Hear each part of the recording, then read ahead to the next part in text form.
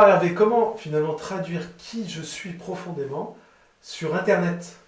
Alors Internet c'est un média, hein, c'est un média qui permet de faire énormément de choses. Il a l'avantage de pouvoir être multimédia si on veut, c'est-à-dire de mettre du texte, mais aussi des photos, aussi de la vidéo, etc. Et donc le candidat dispose d'un certain nombre d'outils. Parmi ces outils, on peut évidemment citer les blogs, et les candidats ont tout intérêt lorsqu'ils ont une compétence particulière, ou lorsqu'ils ont un intérêt particulier pour un secteur d'activité, ou pour une technique, ou peu importe, de créer un blog et d'alimenter ce blog avec ce qu'ils pensent en fait de cette passion qu'ils ont ou de cette connaissance qu'ils ont d'une technique particulière. Ça va permettre aux recruteurs d'en savoir encore beaucoup plus sur le candidat et d'avoir des éléments qu'il n'aurait jamais eu sinon. Donc ça c'est le blog. Le deuxième élément, bien entendu, sont les réseaux sociaux. Alors on en parle beaucoup, même si euh, tous les recruteurs n'utilisent pas les réseaux sociaux. Néanmoins, quelque part, ne pas y être est probablement relativement négatif du point de vue du recruteur. Donc il est intéressant de faire son profil sur un réseau social qui est organisé pour pouvoir dire ce que vous avez fait, quand, où, de solliciter des recommandations, de mettre des photos, etc. qui à nouveau donne à l'entreprise un certain nombre d'informations qui lui permettent de comprendre qui vous êtes. Il y a bien entendu le CV traditionnel, dans son format classique, on va mettre en PDF à la fin, et qui range les informations dans un certain ordre. Alors c'est un format qui tente à disparaître, ou en tout cas à être relativement challengé, et il a un inconvénient en fait pour le recruteur.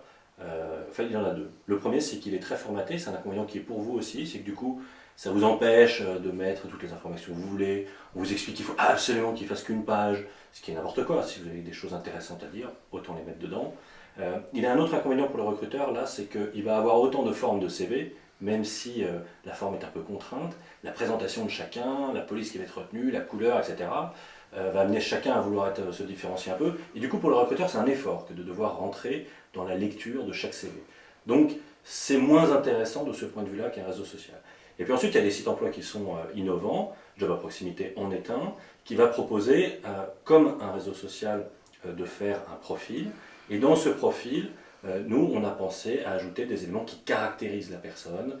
C'est la personnalité, c'est ses valeurs, c'est ce qu'il a aimé et ce qu'il a moins aimé pour chacune de ses expériences professionnelles.